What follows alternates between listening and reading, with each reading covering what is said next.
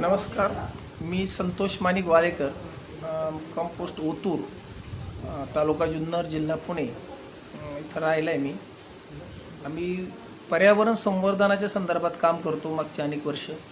तरी वडिलांपासूनची परंपरा आहे आमच्याकडे. ती आमची मोठी रोपवाटिका होती. वेगवेगळ्या कंपन्यांना, सामाजिक वनीकरण विभागाला आम्ही रोपं पुरवायचो. तर त्यातून वडिलांनाच झाडांची फार आवड होती. ती आवड आम्ही पुढे जोपासली आहे. वडिलांनी त्यांच्या आयुष्यात 10,000पेक्षा जास्त झाडं लावली, संगोपन केलं. गावाच्या परिसरातही भरपूर झाडं लावली त्यांनी. तर ते आम्ही पुढं चालवायचा प्रयत्न करतो आहे. ग्रीन व्हिजन फाउंडेशन नावाची एक संस्था रजिस्टर करून मागची एक 7-8 वर्ष आम्ही पुन्हा नव्याने जरा जोमाने काम सुरू केले. तर गावाच्या भोवतीने झाडं लावली. लोकांना झाडं लावण्यासाठी आम्ही प्रवृत्त करतो, स्वतःच्या जागेत झाडं लावण्यासाठी. आमच्या ग्रुपने एक जमीन विकत घेऊन तिथे जंगल निर्मितीला सुरुवात केलेली आहे. साधारण 2,000 झाडं आम्ही आता तिथं पावसाच्या पाण्यावर जगवतो आहे. थोडं आधुनिकतेची जोड देऊन ती जगवलीत. पावसाचं पाणी शेततळ्यात साठवून ती झाडं आम्ही वर्षभरीत पाऊस नसताना जगवतो. ड्रिप इरिगेशनचा वापर केलेला आहे. ओतूरच्या परिसरामध्ये किमान आता सावली देणारी 1,000पेक्षा जास्त झाडं आम्ही लावलेली उभी आहेत, आम्ही संगोपन केलेली. झाडांची आवश्यकता आता जगवण्याची आहे, ती टिकवण्याची नितांत गरज आहे. आता त्याच्यावर फारसं काही काम होत नाही. सरकारची कोटी वृक्ष लागवडीची फक्त घोषणा होती, त्याच्यातली 1,000 भरही दिसत नाही. त्याची जगण्याची टक्केवारी सरकारची अगदी 10-5% नाही. आणि आमचा अनुभव असा आहे की आमची झाडं जगवण्याची टक्केवारी आजची 90%पेक्षा जास्त. तर याबाबत आम्ही काही आमच्या लेवलला सूचना करून पाहिल्या का झाडं आज आवश्यकता काय, एवढं टेम्परेचर वाढते त्याच्यावर फक्त चर्चा करायच्या उन्हाळा आला का, फार गरज आहे झाडं लावण्याची. आणि ते माकडाच्या घरासारखं आपण पावसाळा संपला का हे विसरून जायचं, पावसाळा सुरू झाला की. तर आम्ही तसं न करता कृतीमध्ये काय करता येईल आपल्याला त्याचा प्रयत्न करतो आहे.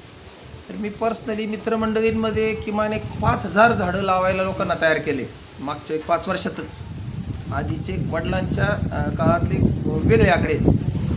तर आज प्रत्येकाने किमान जी जागा रिकामी पडलेली आहे अशा ठिकाणी तरी झाडं लावायला पाहिजे. आता हे बागायती भाग आहे आमचा, बागायती क्षेत्र आहे, त्यामुळे लोकांना फार जमीन गुंतवायची नाही झाडांसाठी, असं एक त्यांचं असं म्हणणं आहे. तर निदानच्या पडीक जमीन आहे त्याच्यावरती लावा, बांधावरती झाडं लावा, यासाठी आम्ही प्रयत्न करतो. तापमान वाढीचा संबंध झाडांशी आहेच, पण एकंदर जीवनमानाशी एकंदर झाडं हवा शुद्ध करतात, पाणी शुद्ध करतात, पाणी जमिनीत पोचवायचं काम करतात. आपल्या हवेतल्या कार्बन जे उत्सर्जन आपणच वाढवले तर स्थिर करायचं काम करतात. अशी अनेक कामं झाडं करतात. तुम्हाला फळं देतात, फुलं देतात, सावली देतात. अशी अनेक कामं करणाऱ्या झाडांना जगवायला तुम्हाला प्रयत्न फारसे करावे लागत नाही. फक्त आहे ती झाडं काढू नका. आमचा आजचा हाच मेसेज आहे. आणि तो कृतीमध्ये असा दाखवतो का आम्ही झाडं लावून जगून दाखवतो. मी माझ्या स्वतःच्या बागायती क्षेत्रापैकी 1 एकर जंगल वडिलांच्या नावाने तयार करायला सुरुवात केली. किमान आत्ता त्याच्यामध्ये 600-700 झाडं लावून जगवली. जवळजवळ 250 प्रकारच्या वनस्पती तिथं संगोपन केले आम्ही. औषधी वनस्पती आहेत, 50 प्रकारची फळझाडं आहेत, वन झाडं आहेत, वेगवेगळ्या प्रकारची सावलीची झाडं आहेत. आणि रोपवाटिका पण सांभाळतो आम्ही. इतर ठिकाणी झाडं लावायला द्यायला, काही अगदी जिथं शक्य नाही लोकांना विकत घेणं, त्यांना फुकट झाडं सुद्धा आम्ही दिली. पण एक अनुभव असा आला की फुकट झाडं दिल्यावर त्याला फारसं कोणी जीव लावित नाही. मग एक निदान खर्चाची रक्कम घेऊन आम्ही आता रोपं देतो, त्याच्या संगोपनाला मदत करतो, त्याबाबतचा लोकांना सल्ला देतो, त्याला सतत व्हिजिट करतो, झाडं जगवण्याबाबत जास्तीत जास्त प्रयत्न करतो. माझं असं म्हणणं राहील सगळ्यांनाच, अगदी रस्त्याच्या कडेला तुम्हाला लेंटाना म्हणजे टणटणी आपली घाणेरी वाढलेली चालते, तर चांगली झाडं वाढू द्या ना, ती काढू नका. तुम्हाला जर नसतील नवी लावायची तर जुनी जपा. आणि सरकारने सुद्धा याबाबत नुसती कोटीच्या घोषणा करू नये. वेगवेगळ्या संस्था मनापासून जे कामं करायला तयार आहेत त्यांना तुम्ही जो खर्च करता तेवढेच पैसे द्या आणि झाडं जगवायला लावा. तसाही एक आता प्रोजेक्ट आम्ही हाती घेतोय. त्यात यश कसं येईल तो आता पुढचा भाग आहे, पण आम्ही अधिकाधिक प्रयत्न करू. सगळ्यांना माझं हेच म्हणणं राहील का प्रत्येकाने आता काही दिवस उरलेत आपल्याकडे झाडं जगवण्याचे, त्यानंतर झाडं लावून जगणार सुद्धा नाही. इतके वातावरणात बदल होत आहेत वेगवेगळ्या प्रकारचे. तर आज शक्य आहे तोपर्यंत झाडं लावा, वातावरण चांगलं ठेवा. पुढं भविष्यात तुमच्या मुलांसाठी तुम्ही फक्त एवढंच ठेवू शकता. झाडच हवा शुद्ध करणार आहेत, पाणी शुद्ध करणार आहेत, सगळं पर्यावरणातला मुख्य घटक तो आहे. त्यासाठी सर्वांनी प्रयत्न करावे एवढी विनंती आहे सर्वांना. एक प्रश्न असा आहे की शेताच्या बांधावर झाडं लावू नयेत असं म्हटलं जातं, ते कितपत योग्य आहे? लावू नयेत असं म्हटलं जातं नाही, शेताच्या पिकांवर. तो पण प्रयोग केला आम्ही. सरळ उंच वाढणारी झाडं आपण लावू शकतो, विशिष्ट अंतरावर लावू शकतो. त्याच्यानंतर समजा आता आपल्याकडे दक्षिणायन उत्तरायण असतं, तर मग पूर्व पश्चिम बांधाऐवजी दक्षिण उत्तर बांधावर झाडं लावली तर ते ऊन सावली मिळत राहते, फारसा त्याचा काही त्रास होत नाही. मी पर्सनली बागायती शेती करतोय वनशेतीमध्ये आता मागची 5 वर्ष. त्याचं कॅल्क्युलेशनही सांगता येईल. अगदी आता एकरी समजा आता आम्ही मोहगणी लावली आहे, चंदनाची लागवड केली आहे, सफेद चंदन लावलं आहे, रक्तचंदन लावलं आहे. रक्तचंदन आणि ते आम्ही बोनस समजतो. पण एकरी अशी वन झाडं जर तुम्ही 400 लागवड होऊ शकते, एक 10 बाय 10 वर लागवड केली तर 400-450 झाडं बसतात. आजची मार्केट कॉस्ट 10 वर्षाच्या झाडाची साधारण 20 ते 25 हजार रुपये. एकरी जर 400 झाडं बसत असतील तर आज त्या मार्केटचा हिशोब काढला अगदी 20,000 सुद्धा त्याची 10 वर्षांनी कॉस्ट 80 लाख रुपये होणार. शेतीची इतकी ढासळती परिस्थिती जर पाहिली तर ठराविक क्षेत्रावर सगळ्यांनी वनशेती करायला काय हरकत आहे? नाही तुम्हाला बांधावर लावायची ना, तर 2 एकराचा शेतकरी सुद्धा 5 गुंठ्याचं जंगल करू शकतो. 10 एकराचा शेतकरी त्याच्यातलं 1 एकर जंगल करू शकतो. बरं, तुमचं आर्थिक कॅल्क्युलेशन जोडायचं असेल तर तुम्हाला हिशोब सांगितला, तुम्ही 20,000 पकडू नका, त्याची कॉस्ट 10,000 पकडा. 10 वर्षांनी ती वाढणारच आहे. आजच्या कॉस्टप्रमाणे सुद्धा 1 एकरमधल्या झाडांची आजची कॉस्ट आहे 40 लाख रुपये. असा कोणता शेतकरी आहे त्याच्याकडे 10 वर्ष शेती करतोय आणि 40 लाख रुपये एकरी जमा आहेत? असं कुठं ऑल महाराष्ट्रात नाही. द्राक्ष बागायतदार नाही, अगदी कुठला गुलाब शेती करणारा सुद्धा असं कोणी नाही का त्याच्याकडे ते पैसे जमा आहेत. तो दरवर्षी कर्ज काढतोय नवीन शेती करायला. मग तू आज वनशेतीमध्ये 10% क्षेत्र गुंतव ना, फक्त 10%. आम्ही असं म्हणतो तुला काय सोनं पिकवायचं ते तुझ्या उरलेल्या 90% क्षेत्रात पिकव. मग आजचा हिशोब असा आहे का काही आता हे खूप पैसेवाली मंडळी गावाकडे जमिनी घ्यायच्यात आणि त्याचे पैसे वाढणार आहेत म्हणून घेतात, त्यात करत काहीच नाही. मग स्थानिक लोकांना ते खंडानी भाडेतत्वावर देतात काहीतरी, त्याचं एक 20-30 हजार, बागायती भागात 50,000 मिळू शकतात. मग याला सर्व मिळून 10 वर्षात टप्प्याटप्प्याने 5 लाख मिळणार आहे. तर तुला ते 5 लाख घ्यायचे, बागायती शेती करून त्याची जमिनीची तर दर्जा बिघडणारच. वनशेती करून 10 वर्षांनी तुझं आज काय पोट पाणी त्या 50,000 आलेलं नाही ना. 10 वर्षांनी एकदम 40 लाख घे ना, पर्यावरणाला हातभार लागेल. बरं, तो छोटा आहे का? आणि माझ्या माहितीप्रमाणे, माझं जे काय मी वाचले, माहिती जमा करतो त्याप्रमाणे 10 वर्षात अशी परिस्थिती उद्भवणार आहे का झाडं तोडण्यापेक्षा राखण्याचे पैसे जास्त मिळतील. अरे वा. कार्बन क्रेडिट घ्यावंच लागेल प्रत्येकाला. तसं तुम्हाला मुळात जगणंच मुश्किल होईल झाडं नसतील तर. मग झाडं जगवण्याबद्दल सरकारला पैसे द्यावे लागतील का? हे बाबा हे झाड तोडू नको, हे तुला पैसे देतो पण तोडू नको. आणि ज्यांनी झाडं लावलं त्याची एवढी वाईट परिस्थिती येणारच नाही कधी का त्याला झाडं तोडून जगावं लागेल. इतकं तो चांगलं काम करतो. माझा अनुभव असा आहे का पहिली 5 वर्ष त्याच्यात कोणतंही पीक घेता येतं वनशेतीमध्ये. त्यानंतर चाऱ्याची पिकं घ्या. चारा पिकं अर्ध्या सावलीमध्ये चांगली येतात. मग ती त्याच्यानंतर तुम्ही जनावरांचं संगोपन करा, त्याच्यामध्ये मुक्त शेळीपालन करा, गोपालन करा, तो चारा विका. आणि इतक्या सुंदर वातावरणात राहिल्यावर त्याच्या शेतकऱ्याच्याच गरजा कमी होतील. त्याला ह्या अशा वेगवेगळ्या रासायनिक शेती करून नुकसानकारक शेतीतून मिळालेल्या पैशाची गरजच लागणार नाही. आजची परिस्थिती अशी आहे, आज शेती बागायती शेती करतो कोणी शेतकरी, तो जगभरात बंदी असलेली अनेक औषधं वापरतो. म्हणजे तो तुम्हाला शहरातल्या लोकांना विषच पुरवतोय. मग तुम्ही भविष्यात त्याच्याकडे चांगल्या भाजीपाल्याची मागणी केली तर तो वन शेतीवाला ते पुरवू शकतो तुम्हाला. आणि माझं काय म्हणणं आहे, वन झाडच लावा असं नाही, फळझाडं लावा, पारंपरिक फळझाडं लावा, जांभळाचं जंगल करा, आंब्याचं जंगल करा. कुठलेही वनस्पती कार्बन संचय करते, जमा करते, हवेतला कार्बन कमी करते, उपयुक्तमध्ये त्याला तुम्हाला बदलून देते. याच्यापेक्षा काय केलं पाहिजे झाडांनी? बरं, त्याची तुझ्या भावाची वागणूक नाही, तुम्ही गेले तरी तुमच्या मुलाला ते परस्पर मिळणार आहे. तसं तुम्ही काय ठेवणार आहे? तुमची कोणती ठेव सुरक्षित आहे आज असं तुम्हाला वाटतं? ही सुरक्षित ठेव आहे, काहीच प्रश्न नाही. एक अजून मुद्दा आहे की आम्ही स्वप्न पाहतो गावांनी स्वतःची जंगलं स्वतः तयार करावी, याबद्दल काही सांगू शकाल? अगदीच करावीत. मी त्याची एक संकल्पना मांडली होती, त्याच्यावर एक आर्टिकल लिहिलं होतं का नव्या देवराई उभ्या करा. प्रत्येक गावाला गायराने देवस्थानांना जमिनी आहेत, त्या गावकऱ्यांनी ताब्यात घेतल्यात पुजाऱ्यांकडून आणि त्याच्यावरती ते खंडानी जमिनी देऊन निलाव करून त्याचे 2-5 लाख रुपये घेतात आणि ते अशा काहीतरी तमाशावर उत्सवावर खर्च करतात. अगदी त्याच्यात अर्थच उरलेला नाही आता काय अशा गोष्टीवर. तर त्या जमिनी तुम्ही अशा मार्गाने डेव्हलप करा, तिथं वनशेती करा, त्याच्यामध्ये अनेक झाडांच्या अशा प्रजाती आहेत का ज्या तुम्हाला संगोपन करायला लावत नाहीत. आजच्या परिस्थितीमध्ये आता आम्ही जंगलातच राहतो, तर तुम्ही एखाद्या दिवसाच्या रिसॉर्टच्या मुक्कामाला जाता तर असं तयार झालं तर प्रत्येक गावाचं जंगल म्हणजे एकदम निसर्गरम्य असं वातावरण तयार होईल. तुमच्याकडे लोक आकर्षित होतील, त्या लोकांना आकर्षित करण्यासाठी नाही करायचं, पण पशु पक्षी सगळ्यांच्या उपयोगाच्या किती गोष्टी पिकतील तिथं, खूप काही. आणि गावाला समजा आता एक ओतूर गाव आहे, एक 7-8 हजार एकर जमीन आहे इथं. असं आहे का याच्यातली 7-8 एकर जमीन सुद्धा जंगलासाठी सोडता येत नाही अशी परिस्थिती आहे का? नाही. गावामध्ये माझ्या हिशोबाने एक 50 एकर जरी जमीन का तिथं काहीच केलं नाही जात अशी पडीकी, अरे ती तरी झाडं लावायला द्या, सार्वजनिक द्या, पर्सनल द्या. एखादा कोट्याधीश असतो 10-5 एकर जमीन घेतो, काहीच करीत नाही तिथं, अरे तू जंगल बनवून टाक बाबा, कर ना असं काही समाजोपयोगी काम येते आणि नको देऊ समाजाला, त्याचा तुला मोबदला सुद्धा मिळेल. आता त्याचं एक कार्बन क्रेडिटचं मार्केट ओपन होतं आहे, कम्युनिटी मार्केटमध्ये कार्बन क्रेडिटचा विषय येतो आहे, कंपन्यांना सक्ती होती आहे, कुठल्याही प्रकल्पाचा विस्तार करताना झाडं लावायला लागतात, पण त्यांना हे क्रेडिट विकता येत नाही तुम्हाला. हा साधा हिशोब आहे तुमचा, तो तिकडं कागदोपत्री मला माहीत नाही. आणि का तोडायची झाडं?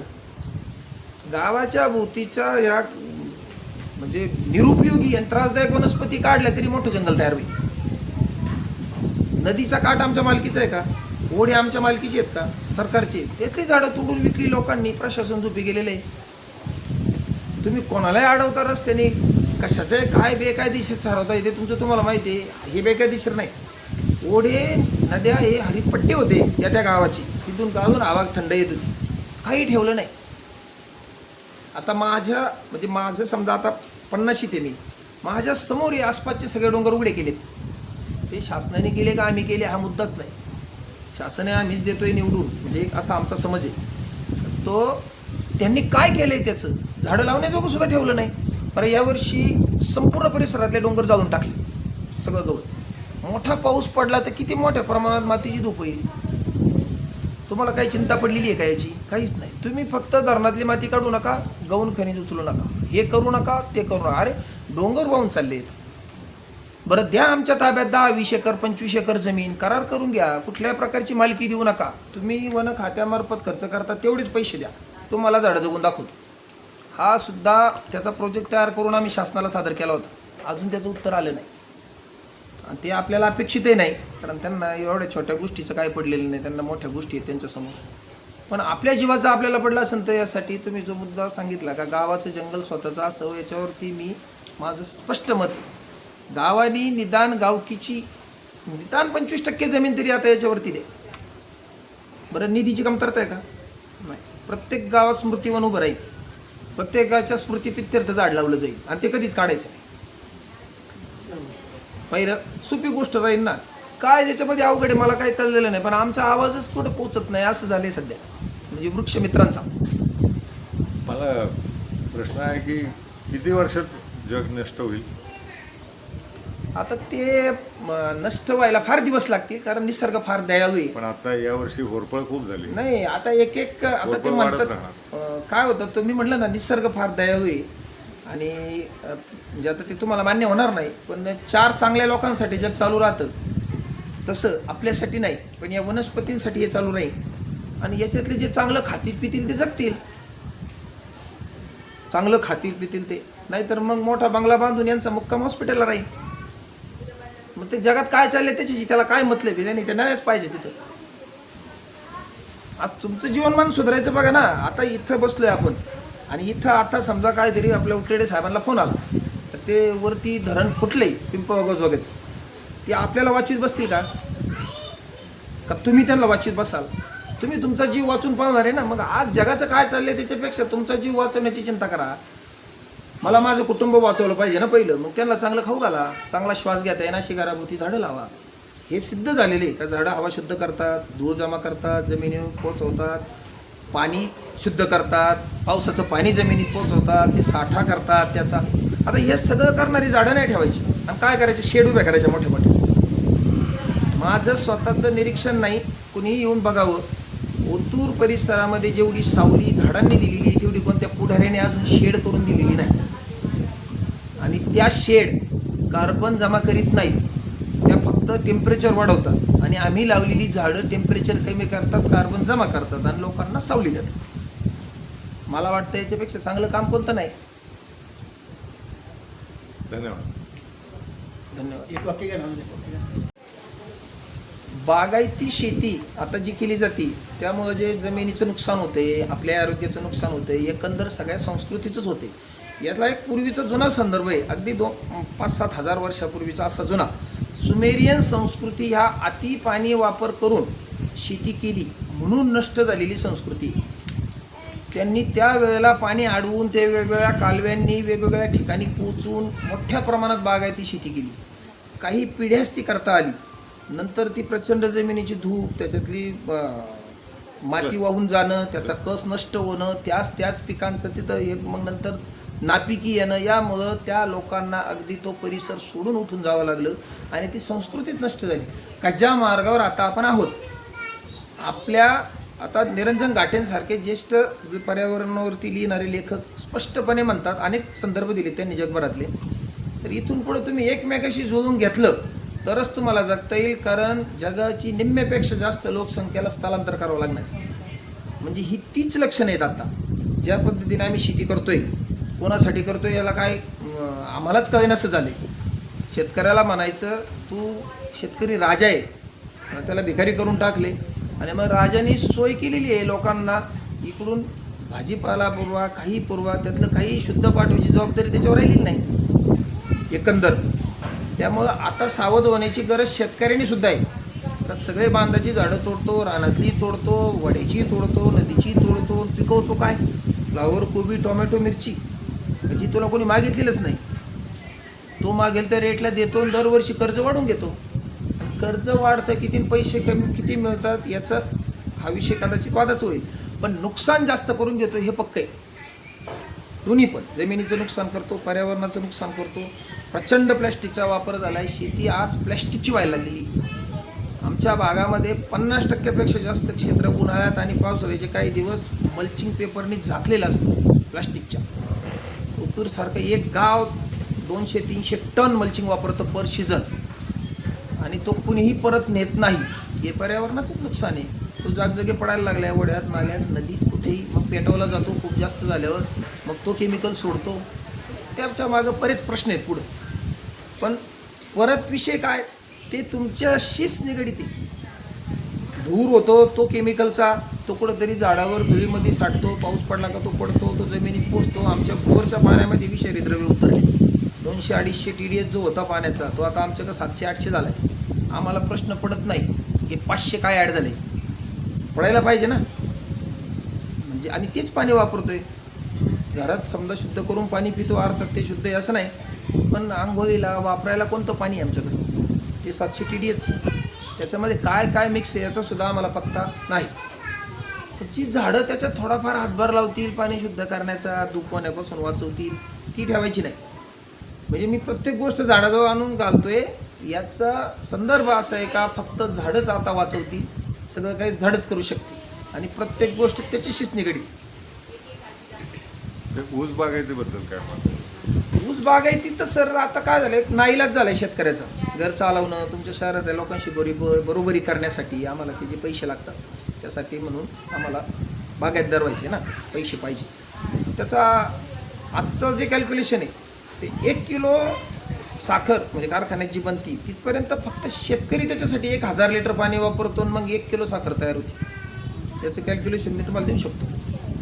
आणि तिचं काय करतो आम्ही, हे 1000 लिटर पाणी वापरून 30 रुपये किलोनी निर्यात करतो आणि मोठेपणा मिरवतो का आम्ही साखर निर्यात करतो. जमिनीचं काय नुकसान करतो. सेंद्रिय कर्ब जो असायला पाहिजे त्याच्या 20% सुद्धा उरलेल्या नाही शेतामध्ये.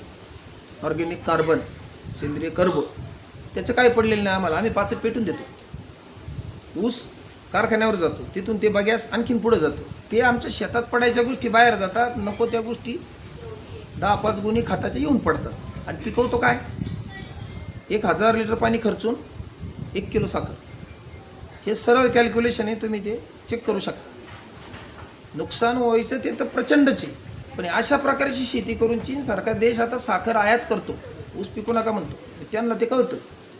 आणि आम्हाला काय होतं तर आम्ही साखर पिकवतो आणि त्याचं काय करतो? शेतीचं नुकसान.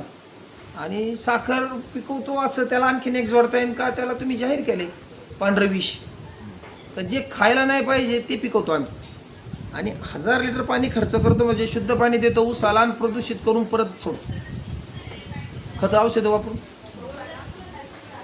ऊसाला सुद्धा आता केमिकल वापरली जातात. म्हणजे खतं तर वापरली जातात पण औषधं सुद्धा. घातक आहे थोडक्यात. घातक आहे, खूप घातक अनेक दृष्टीने ना. लाखो लिटर पाणी वापरायचं प्रदूषित करून सोडायचं. समजा अगदी तुम्हाला तुमच्या लक्षात येणारं म्हणजे समजा ग्रामपंचायत शुद्ध पाणी देते सकाळी तुम्हाला आणि तुम्ही ते दिवसभर नदीमध्ये गटारी मार्गे घाण करून सोडता. तोच प्रकार सुरू आहे. शेतीला शुद्ध पाणी द्यायचं आणि परत जमिनीत सोडताना अनेक केमिकल मिक्स करून सोडायचं. ते जमिनीत उतरणार आहे, तुमच्यापर्यंत तेच येणार आहे. जसा विषयुक्त भाजीपाला येणार आहे तसं विषयुक्तच पाणी येणार आहे. धन्यवाद. धन्यवाद.